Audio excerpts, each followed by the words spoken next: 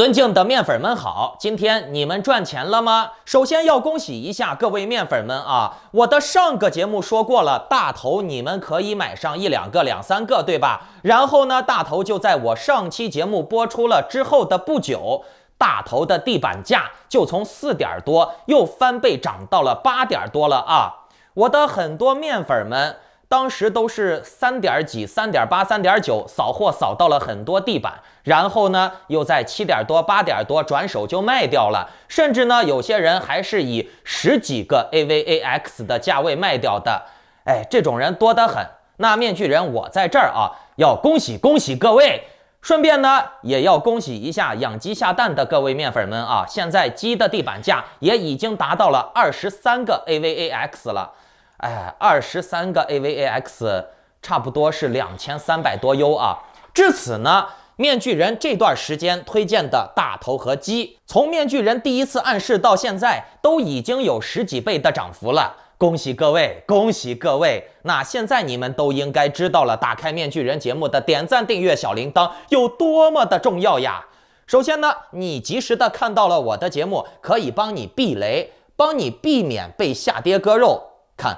前几天比特币要跌到39000，让面具人我说准了吧？其次呢，你及时的收看到了面具人的节目，还能够让你找到好的项目，还能够让你赚到钱。同时呢，面具人判断政治局势也是非常准的。你如果打开了点赞、订阅、小铃铛，及时的收看到了面具人的节目，是可以帮你避免很多政治灾难的。你看，又能帮你避免被割肉，又能让你赚钱，又能让你避免被政策割肉。这是多重收益呀！那今天面具人呀，我要给大家讲2个重要话题啊，非常非常重要，是可以影响你们一生的。我今天会带来一个精华的干货，那就是，很多人炒币，可为啥就是赚不到钱呢？这中间主要的心理特征是什么？我今天要讲的这些内容啊，可以帮助你测一测，看看你是否有这种症状。然后呢，在节目的最后，我们再来分析一下大盘这几天所谓的回暖上涨，是否就代表牛回来了呢？好，在讲正题之前，请打开屏幕下方的点赞、订阅、小铃铛，顺便呢把这个节目转发到3个平台以上，截图发送到我的邮箱，就可以参与抽取唯独本月加注的超级大奖$1000的直接转账啊！那预先恭喜一下得到这笔钱的面粉们，应该是可以帮你过个好年了。好，咱们来讲正题啊。面具人之前说过，币圈是一个没有门槛的行业。无论是说对项目方，还是说对消费者、投资人啊，无论你是小学毕业，还是幼儿园毕业，还是在梁家河读过博士啊，你都是可以进入币圈的。那么无门槛也就意味着，也就导致了币圈人的素质偏低，文化水平偏低。毕竟嘛，文化水平高的人占少数嘛。不论是在币圈，还是那些有门槛筛选的，有门槛筛选的人，他都这个。对文化要求很高，才能筛选出来有文化的人。可是，在这种没有文化筛选的，那你肯定就是没文化的人偏低嘛。同时呢，你要是拿去跟那些开煤矿的、搞连锁酒店的、开麦当劳的老板去比，那还是差很多的。你在币圈，由于这个币圈啊，它是属于互联网金融。任何人都可以不用露脸，就可以称自己为大师，就像面具人我一样啊。当然了，面具人我没称过自己为大师啊，我向来都没有说我自己是好人啊。我的目的就是赚钱啊，大家看我的节目的目的也是赚钱。币圈就是讲实力的地方。我虽然不说我是大师，但是面具人我有战绩啊。最近整个加密货币市场都在跌，包括正在看视频的你啊。你有可能最近也被很多币套牢割肉了，对吧？你看最近大家都在下跌，可面具人我却带很多面粉们，你们从养鸡下蛋和大头赚了10几倍的钱了，对吧？那晚进场的、晚点看到我节目的，也都基本赚了2、3倍、3、4倍了，是不是啊？有赚到钱的可以给我留言做个证啊。那说到这儿了，就有问题了啊。什么问题呢？这就是精华干货了。因为这几天很多人都在亏钱，很多人已经亏钱了，又因为面具人在很多人亏钱的情况下，又带面粉们都赚钱了。那这样的话，就有很多人看了以后眼红、嫉妒、心态崩了就。尤其是还有一些别的博主，不是一直都喜欢推什么主流币、比特币、以太坊、信仰币、狗类币、屎类币之类的。可是呢，最近整个市场大跌，很多人都被这些所谓的主流币、信仰币、屎类币套牢了，或者是被割肉了。那这就导致了很多社区呀、博主呀，他们因为维稳需要，就必须开始转嫁火力了啊，转移仇恨了。就需要靠骂别人来转移怒火，推卸自己的责任。那这个操作其实和中国人民过得不好，我们来骂美国是一样的啊。中国人过得不好，是因为美帝亡我之心不死啊。中国人的疫情清零不了，控制不好。然后呢，美国每个月死6000万人，美国人天天疫情，美国那个天天暴乱，英国天天爆炸啊。你在国内看新闻都是这种新闻啊，都是别国不好，然后呢，中国共产党好得很。这些群主、这些博主啊，他们用的手段和套路和中共是一模一样的啊！真不愧是我党的好儿子，自己不正视自己的错误，反而去污蔑别人。看面具人的面粉们都赚钱了啊，嫌我们都赚钱了，然后呢，就诅咒面具人和粉丝们还有会员们不得好死，巴不得那个鸡和大头早点崩盘。现在有很多狗类群啊、屎类群啊、信仰群啊。天天都在传啊，面具人怎么了，他的会员怎么了啊，这个养鸡大头全都是什么骗局，全都是要崩盘的。那面具人我就笑了，我不管他以后崩盘不崩盘啊，那你咋不说几十年以后地球也要爆炸嘞，对吧？我们就说现在啊，目前已经赚到了好几倍的收益了，对吧？那币圈不就是这样吗？供人赚钱的，那你没本事赚到钱，那你怪谁？你只能怪你自己蠢。明白了吧？这种人呀，你看别的项目赚钱，就诅咒别的项目崩盘的这个现象啊，在华人的币圈很常见啊，不仅限于养鸡下蛋或者是大头啊。你们如果说有喜欢在群里面吹水聊天的人，应该都观察到了，自己买的这个币跌了以后，别的币涨了以后啊，大部分人啊，至少有60%到70%的人都会不爽。然后就会诅咒那个盘子跌崩盘跑路，那个盘子不行啊，那个盘子怎么了啊，迟早都是骗局骗人的跑路了。包括很多那些群主呀、项目方的托呀，也都会经常用这种手段。不过呢，这招对中国人还确实很管用，你还别说啊，中国人就喜欢这套。为啥？我告诉你们啊。中国人就生在这种环境下，千错万错都是别人的错，总要找个人给自己的无能去开脱，见不得别人好。你见过中国人认错吗？中国人认错唯一的前提就是你用暴力把他打服了，他才会认错。同样的这个概念，你套用到中国的家庭生态里面，你去看，家长从来不会犯错。家长是绝对不会给小孩认错的，为啥？因为家长比小孩强，家长打小孩就跟那个杀小鸡一样，对吧？小孩从小耳濡目染的就学会了，暴力是唯一的通行证啊，千错万错都是儿子的错，老子不会错，娘不会错，听懂了吧？所以呢，中国的这种小孩长大了以后，他也就能明白，我比你强，我就是对的啊，你别给我扯什么道德、道理、理由，没有。除非你把我打死啊，你把我打残，把我胳膊打断，我给你认错，要不然你就闭嘴。那这种逻辑在战争或者是你有绝对的力量的情况下可以行得通，但是呢，币圈是讲套路的地方，是讲脑子的地方，你光有暴力没有用，更何况呢？你怎么在网上使用暴力？你是能花上几十万人肉我，还是顺着网线来砍我，对吧？中国人生在这种环境下啊，他总要找个别人去给自己的无能开脱，就像很多中国的父母家长做的事情是一样的啊，都是小孩的错啊，当爹的当妈的永远是英明伟光正，同时呢还又见不得别人好。为什么很多币群里面啊，我不知道你们听过没，应该都听过，最洗脑的一句话，最傻逼的一句话就是我看到你们赚钱比我自己亏钱还难受。这就是中国人的劣根性的缩影。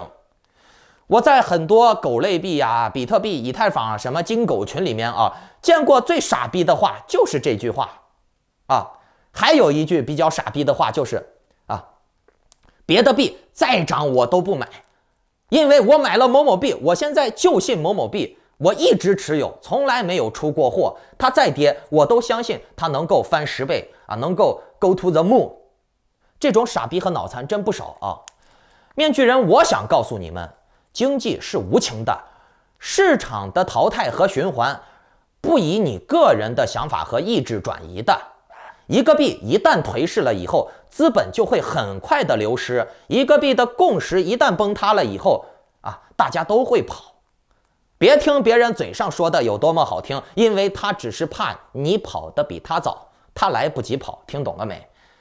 很多人让你加仓，让你买，是因为他想让你当垫脚石，让你把这个本垫高了以后，他好跑，他自己已经不信这个盘子了啊。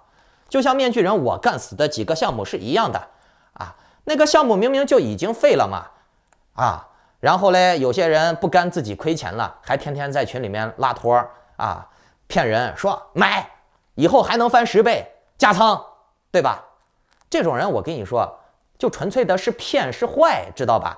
这还跟币圈里面先进的赚后进的钱不一样，人家先进，人家自己拿自己的钱买，怎么样啊？可以呀，不行吗？可以吧，对吧？人家自己的钱还不能自己花了，但是嘞，你搞骗局、搞欺骗，你赚这种钱就是不行。面具人，我告诉你们啊，一个项目一旦颓势，共识崩塌了以后，是没有人敢去拉盘的，因为所有人都已经恐慌了，谁敢拉盘，谁就去死，知道吗？因为你把钱垫进去了，拉盘了，盘子一拉起来，就会被上面的冤魂解套，听懂了吧？如果说这个项目一旦颓势了，你需要做的就是立刻止损，选择下一个潜力项目把钱赚回来，或者是立刻止损，以后永远不要再回来了，不要再玩币圈了，把精力用在努力工作、努力学习、赚踏实的钱上面，这也是一条好出路。诚然，站在币圈博主的角度上，面具人我不应该说这句话。如果说你觉得币圈赚不到钱，你就赶紧离场，永远不要踏足这个圈子，因为我这样说，让你们不来炒币了，不来玩了，是对我个人的利益有损害的。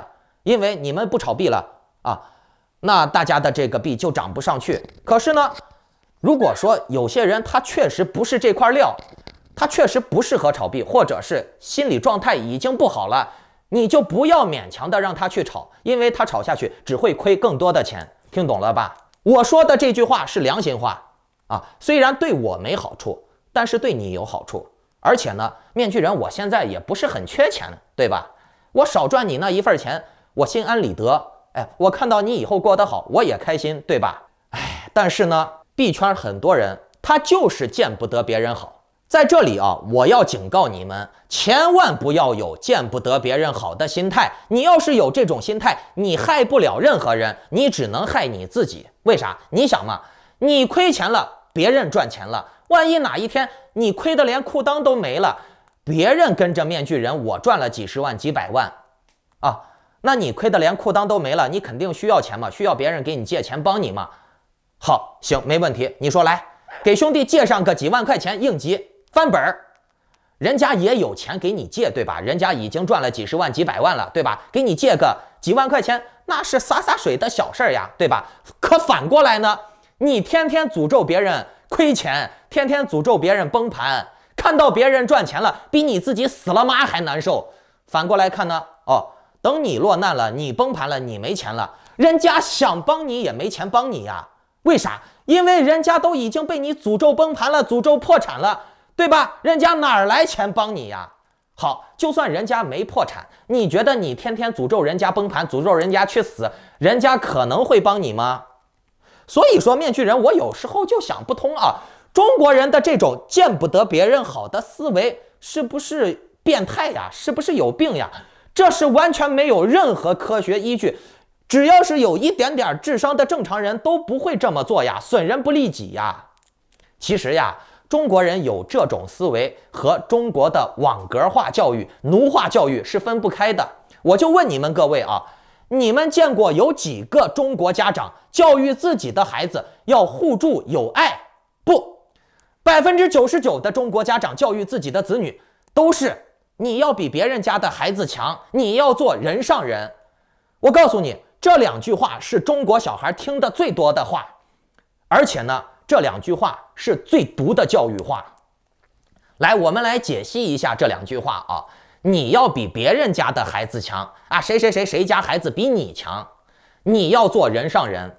好，那么比别人家的孩子强，是不是就等于排除了共勉互助把蛋糕做大的可能性？2个人只能是一个把另外一个比下去踩下去，没有说2个人都变强，对不对？好，再来听下一句啊，做人上人。那做人上人是不是就代表着要把别人踩下去？你做了人上人了，别人是不是就做人下人了？对不对啊？那就是你牛逼，别人傻逼，对吧？你有权利，别人不能有权利。为啥？因为你有权利了，别人也有权利了，你们又是平等的了，你就不是人上人了。所以呢，这种教育文化就导致了中国人的生存逻辑就是要么呢我比你好，要么呢就是你比我差。如果说我没本事比你好，那我就要使坏让你比我差，这样呢我才能够成为你人上的人。所以呢，3个中国人1条虫，中国人没有同理心，没有互助心，做任何事情都是崩盘，做任何事情总是不想着把蛋糕做大，先是想着内斗干自己人，主要都是因为这种毫无价值观、毫无同理心的畸形教育导致的。我不知道你们是怎么想的啊，反正面具人我是觉得利他而利己才是正确的，你损人不利己，或者是损人利己也罢，是没有任何意义的。明明可以互助把事情做好，你为何要去害人呢？对吧？你为何要去把别人踩在脚下呢？对不对？面具人我是看到谁赚钱了我都高兴，因为我觉得万一我哪天破产了，我还能够找到几个人借钱嘛，对不对？哦，你说那些个见不得别人好的傻逼，是不是屎吃多了啊？天天诅咒别人这个过不好那个过不好，这损人不利己呀，有啥意义？同样的，面具人我想告诉各位啊，网络空间骗子多，在币圈啊，如果说有陌生人找你聊天，或者是在群里面聊天带节奏，主要是靠污蔑别人、栽赃别人来吸引眼球，那你们可以想象一下，他是为了啥吗？不就是为了钱吗？你们出来做生意找工作是为了啥呢？不也是为了钱吗？那面具人我想再问你，你赚钱要跟什么人赚钱？当然是跟有钱人赚钱，有实力的人赚钱了，对吧？你去开淘宝网店，你去特斯拉找工作，你去搞这个奥迪的车的销售，你不都是跟着有钱人去赚钱，对吧？不是跟着马云就是跟着马斯克，对不对？你跟穷人你能赚到钱吗？概率很低，对吧？他穷的天天都要问你借钱呢，他不坑你都算好的了，对吧？所以呢，面具人我也不眼红你们做什么项目，你们赚多少钱，你们爱买什么就买什么。我觉得，你赚到钱了是好事呀，对吧？同时呢，我也就觉得我能找到好项目，我有4个自信，对不对？啊，习近平都说4个自信了啊，习近平为啥能当皇帝？为啥能在全球称霸？习近平天天自信得很嘞，对不对？哪个当大领导的不自信？川普不自信还是拜登不自信？对吧？啊，就你们这些躲在地沟里面的老鼠，天天靠黑别人，天天靠诅咒别人啊，让别人赔钱，你就高兴，你才能赚钱啊！去舔别人拉出来的屎啊，去靠污蔑别人去骗钱，你觉得哪种人可信？对吧？你觉得你的项目好，你就赚钱，我恭喜你，我祝福你，对吧？那同时我也相信我自己发掘项目的能力，我也相信各位面粉们、各位观众们，这段时间跟着我赚钱也应该是都有自信了，对吧？我没必要去诅咒别人啊，对吧？我有的是实力啊，我可以证明我比别人强就行了。同时呢，我在比别人强的情况下，我也不会去践踏别人，我反而呢一直告诉你们，不要这么大的力气，不要这么大的去见不得别人好，诅咒别人啊！大家好才是真的好，别人赚钱了你应该高兴，明白了吧？面具人我有实力，我有战绩，对吧？我的往期视频最近的，你看养鸡下蛋大头都带你们赚钱了吧？啊，反而那些个网上不知名的人给你逼来逼去的，啥都没有，钱也没有，地位也没有，公信度也没有，你连他是谁，有钱没钱，有啥战绩，有啥实力，有啥背景你都不知道，你敢跟他合作吗？你敢给他投资吗？然后呢，你还信了啊？你还真给他钱了？我告诉你，这种脑残啊，思考问题、观察现象不经过大脑的人，在币圈有很多，币圈的很多韭菜都是随风飘荡的。别人说吃屎，他就去吃屎了，咵的一下，别人把他一骗就骗走了。你别说是给你下套骗你了，就很多网上随便给你个网站，让你点进去，链接一下钱包，咵一下把你钱弄走了。这种事儿啊，每天都在网络上 Telegram 上面 Line 上面上演着成千上万的这种悲剧。虚拟空间，人生只有你自己能对你负责。面具人，我也只能好言相劝。好，最后再来说一下比特币和以太坊啊。现在比特币和以太坊上涨了一点，然后呢，大家可以观察一下啊。前几天喊熊市的人，现在又反过来说了，哎，牛市回来了。看这些人就是这样，哎，熊市的时候他喊熊市，牛市的时候他喊牛市，那不是说废话呢吗？其实面具人，我只能告诉你们一个观点啊，你们仔细观察这2天的上涨，你要看这次回调的构成。如果说是散户觉得，哎，迷信了，突破了，然后呢，该反弹了，买，那这种情况下，涨的可能性还能高一点。但是呢，你也不能排除它跌的可能性。如果说这种上涨是机构铺底儿，那我告诉你啊，这几天跌的可能性更大，而且呢，是通过那种震荡，然后再往下给你来一个猛跌。不过呢 ，anyway， 面具人，我是一直不推荐大家买那些什么所谓的主流币、信仰币、比特币、以太坊的啊，因为这种币你投资成本高，见效慢，而且呢利润也低。我是不是都建议大家玩一些真正的潜力项目啊？那种真正态度好的项目方，就像大头啊，面具人，我这几天还在买大头，我今天又买大头了，我今天买大头又花了500-600多个 AVAX， 哎，500-600个 AVAX， 小钱而已啊。那个大头还有便宜的，各位买上1-2个、2-3个还是可以的，又不贵，对吧？不过呢，过几天可能就会有点贵了。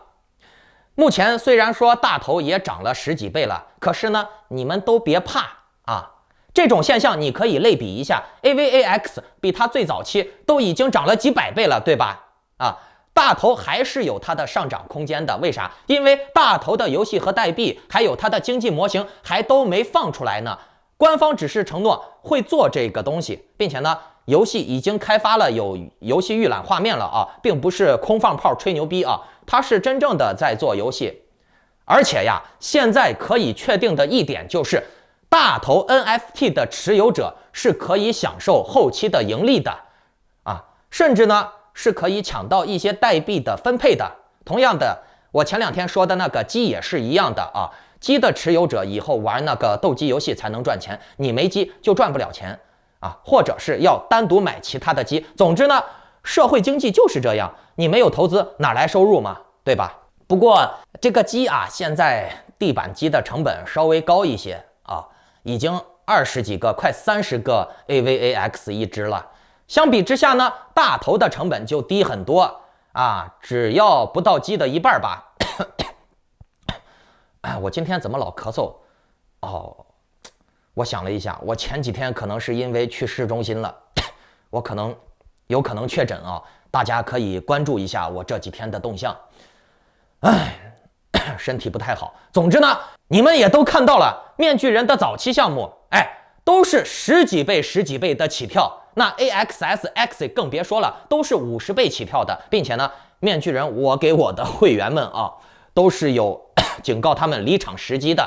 所以说呢，如果各位有想要加入面具人的会员的，紧跟面具人的精准点位，掌握潜力项目以达到利润最大化的，请下载 Line 或者 Telegram 搜索添加 ID Maskman118 办理会员入群手续。